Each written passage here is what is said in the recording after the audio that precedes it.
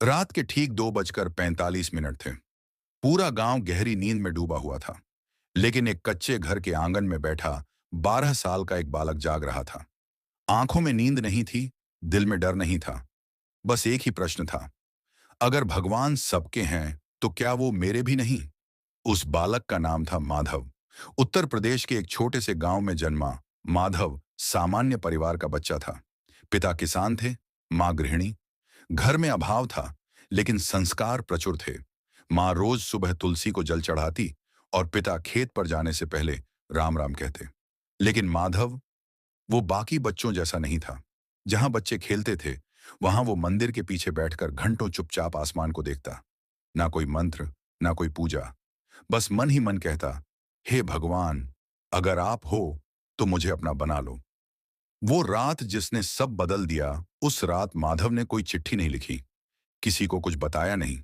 मां के पैरों को छूकर और पिता की खाट के पास सिर झुकाकर वो चुपचाप घर से निकल पड़ा। उसके पास सिर्फ 3 चीजें थीं, एक पुरानी रामायण, एक चादर और ईश्वर पर अटूट विश्वास। ना पैसे, ना पता कि जाना कहाँ है। बस इतना तय था, अब लौटना नहीं है। पहला इम्तिहान सुबह होने तक वो लगभग 18 किलोमीटर पैदल चल चुका था। पैरों में छाले थे, पेट खाली था और गला सूख चुका था। एक पुराने बरगद के पेड़ के नीचे बैठते ही उसके मन में पहला डर आया, अगर यहीं मर गया तो? फिर अगले ही क्षण उसने आंख बंद की और कहा, मरना भी अगर तुझे पाकर हो तो स्वीकार है। तभी एक वृद्ध साधु वहां आए। बिना कुछ पूछे अपने झोले से एक रोटी और पानी निकालकर बोले, भगवान के मेहमान भूखे नहीं रहते बेटा। माधव रो पड़ा। उसे समझ आ गया, उसे देख लिया गया है। 3 साल की साधना, माधव उसी साधु के साथ रहने लगा।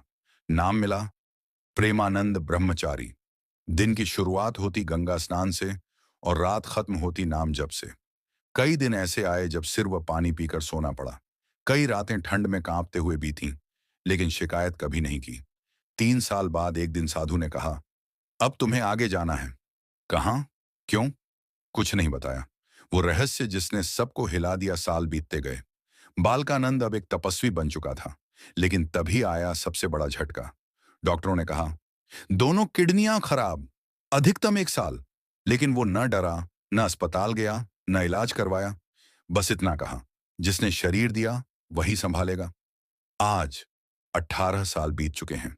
वो जीवित है, स्वस्थ है और लोगों के लिए आश्चर्य है। डॉक्टर चुप हैं, विज्ञान के पास उत्तर नहीं। अंत नहीं, आरंभ। आज उसे लोग संत प्रेमानंद जी कहते हैं। हिंदू हों या मुस्लिम, गरीब हों